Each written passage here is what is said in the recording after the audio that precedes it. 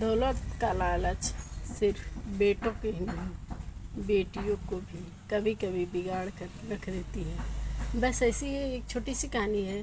Please पूरा सुनिएगा। अगर पसंद आए तो लाइक कमेंट शेयर ज़रूर करिएगा, लेकिन पूरा ज़रूर सुनिएगा।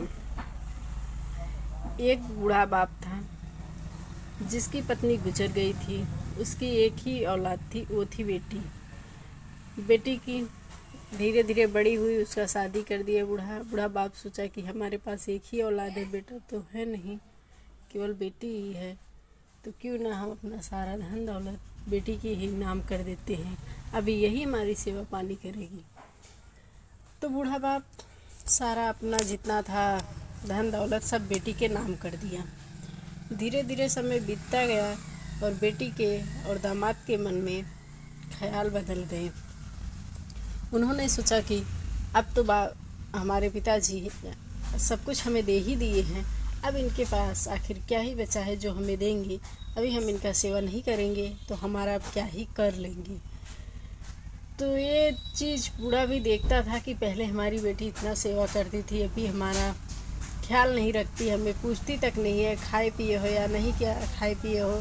धीरे धीरे समय बीतता गया। फिर एक दिन बूढ़े बैठकर सोचने लगा और वह सुनार की दुकान से गया, एक पेटी हीरे उधार लेकर आया और फिर उसने अपनी बेटी को बुलवाया।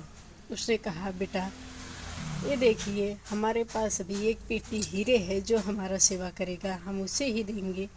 लेकिन एक पेटी नहीं है, ऐसी ही कई और 8-9 पेटियाँ हमने बंद करके रखे हुए हैं। बेटी और दामाद के मन में फिर से लालच बस गया और उसने कहा, पिताजी हम हैं ना, हम आपकी सेवा करेंगे, कोई और क्यों करेगा। तो बूढ़ा बाप ने बोला, ठीक है बेटा, आप हमारी सेवा कीजिए, हमारे मरने के बाद ये सब आप ले जाइएगा, 8-9 पेटी और है, हमारे मरने के बाद क्या ही होगा ये। तो बेटी के मन में लालच आया। बेटी ने फिर से अपने बाप की अच्छी खातिरदारी करने लगी और धीरे धीरे समय बीतता गया।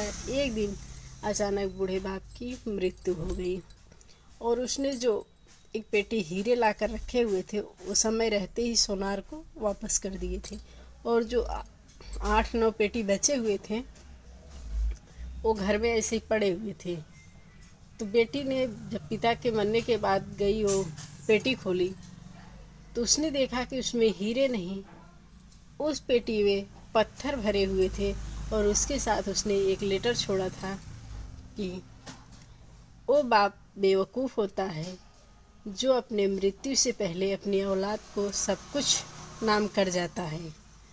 ये जब लेटर बेटी पढ़ी उसे बहुत दुख हुआ और साथ ही साथ उसे हीरे भी नहीं मिले। तो इस कहानी से आप लोगों को क्या सीख मिली, कमेंट में ज़रूर बताइएगा।